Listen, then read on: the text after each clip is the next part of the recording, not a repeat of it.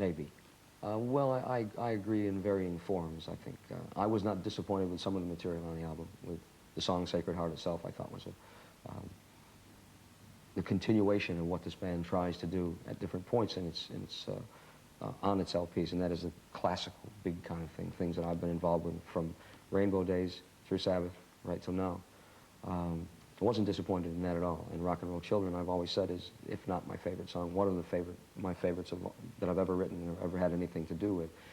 But there were some products and some pieces on the album that were not good enough to be all the building blocks that you need to make that product stand. We and I don't write singles, we write an album, and an album needs all those pieces to make it come alive. A lot of the material on that LP, unfortunately, was, as I've referred to before, album helper.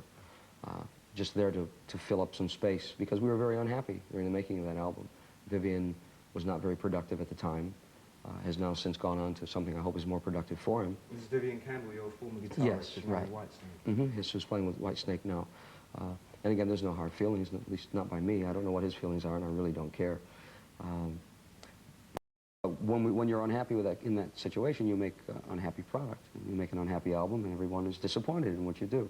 I think sometimes you also get to a point where you're constantly trying to outdo your own formula, and that becomes very difficult. This album was a return to form because we wanted it to be that way. Holy Diver was an album, the first of our albums, was an album that had nothing to prove. We didn't have anyone to please, only music to make from our hearts and from our minds. And this one, I wanted to be the same way. So we went back and tried to be a bit more diverse again, to make every song different, to make it more like a book with 9 chapters that really doesn't reach much of a conclusion, and the only conclusion being that we were pleased to do it. And so if there was disappointment in the Sacred Heart album, I think this, or hopefully this will wash away the disappointment. Your new guitarist, Craig Goldie.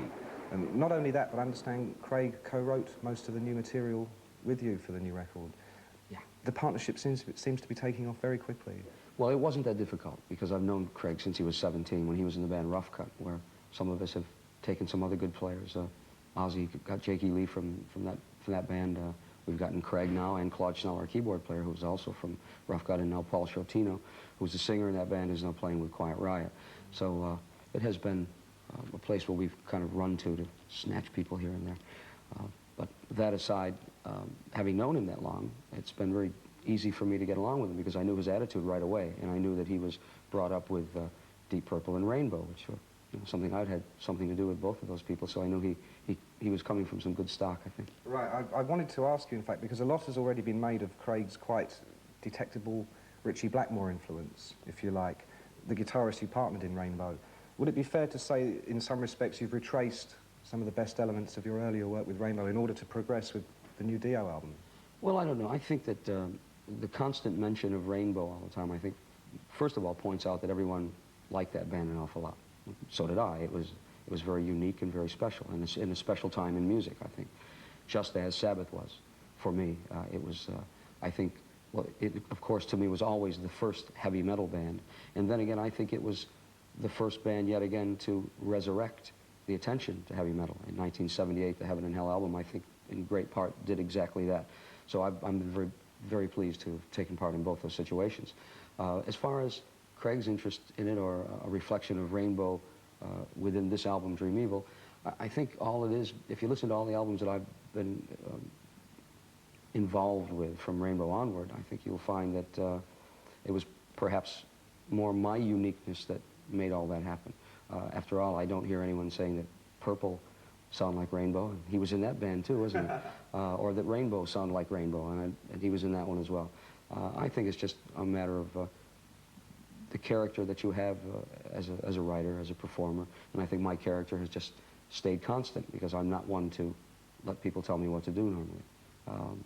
Of course, Ritchie had as much to do with Rainbow as I did, but I think that the voice is something that you listen to an awful lot. It's a real point of interest right away, so I think that made a great difference. I seem to be babbling about this, don't I? But the whole point was, I really don't think that, that Craig is, that Ritchie Blackmore clone. I think that perhaps in some ways that may anger him a little bit. It doesn't me.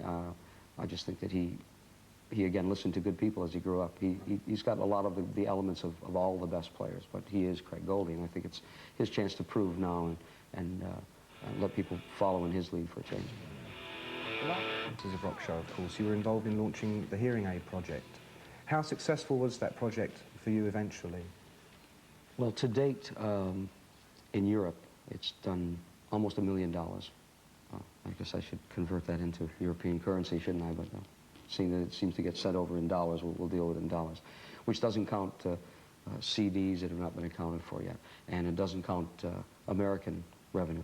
That report hasn't been given yet, but that I think is extremely successful. But then again, £2 or £3 or $4 would have been successful because it was a thought that counted, and the idea to keep it an ongoing thing, to make people continually remember that suffering never stops and starvation never stops, whether of the body or the mind. So yes, successful it was. Not as successful in money terms as I would have liked it to have been, but again, if it helped one person, it was successful. Now, since then, of course, you've been involved in one or two other charity projects. For instance, I know you did a commercial for American TV for the Rock Against Drugs organisation. Yes. Mm-hmm. And also, I think you were telling me earlier, you gave a performance recently for the Children of the Night organisation. Yes, that's right.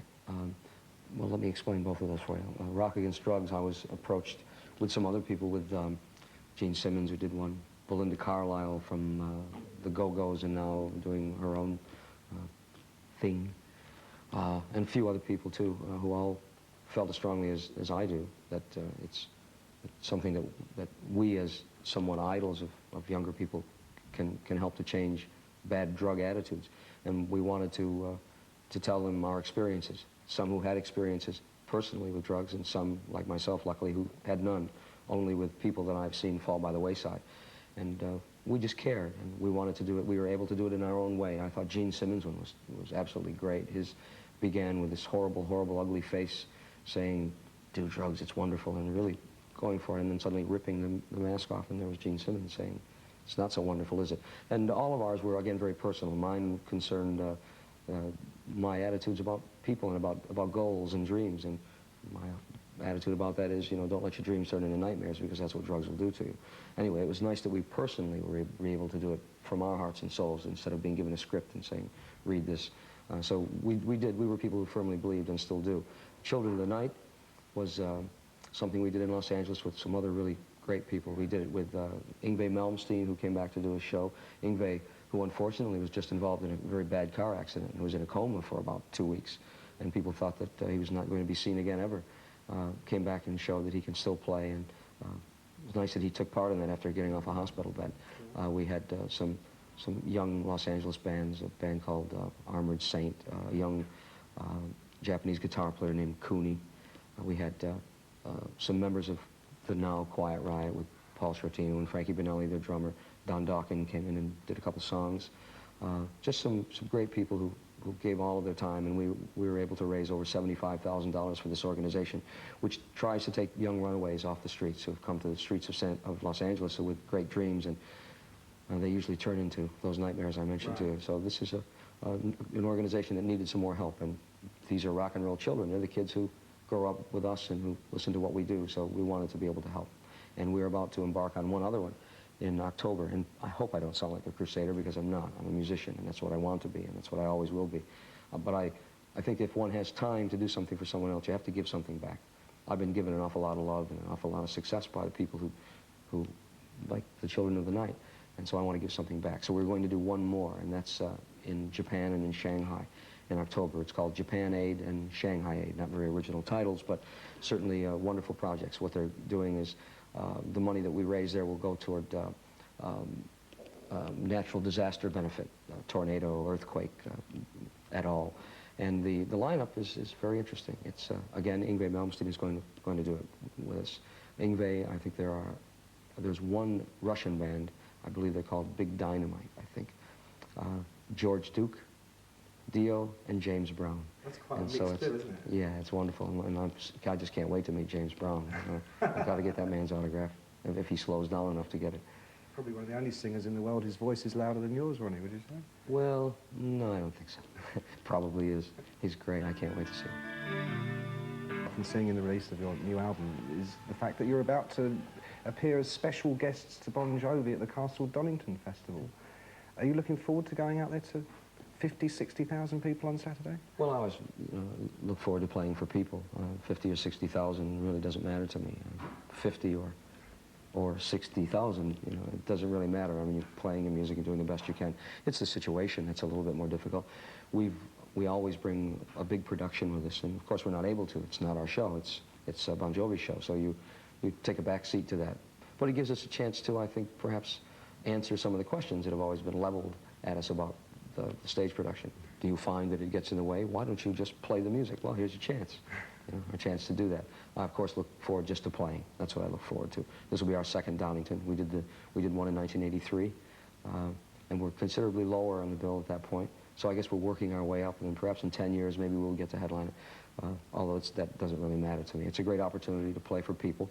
We're in Europe doing 10 shows. We've already played one in Helsinki. We did a festival that was our own, again without production. And we'll carry on to do some shows in Italy, in Spain, and the 2 Monsters of Rock shows in Germany. So it'll be a brief whirlwind tour for us, but a chance to play for a lot of people in a short time, and that's important to us.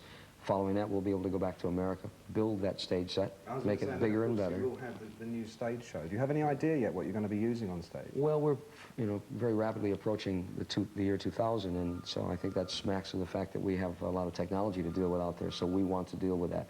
It'll be a lot more high-tech than it's ever been before. But there'll be a smack of medievalism, that's the word, in there somewhere, and a few costumes and swords and witches and wizards here and there. Well, I must ask, because the star of the last stage show was, of course, Denzel, the 35-foot dragon. What's happened to Denzel? Did you finally see him off with your laser-eyed sword? Or? Well, we've put him, yeah, he's in a stud farm at the moment. Yeah, all the other dragons are busy out, the female dragon's busy chasing him, I'm sure. We've put him in storage, as we have the 3 sets before it, the 2 sets before it, sorry, in preparation for Dio Land, which will be Disneyland instead of, it'll be Dio Land. No, I don't know what we'll do with them. Occasionally we take bits of our stage set and give them to organizations that are having auctions for charity. One of our knights from the last show that we did is now resting proudly in front of a fraternity at an American university on their front yard, and they paid quite a bit of money for it, and that's the whole purpose of it. You know, as far as the dragon goes, he's just enjoying himself, and we'll probably at some place in some time bring him back again, see him again.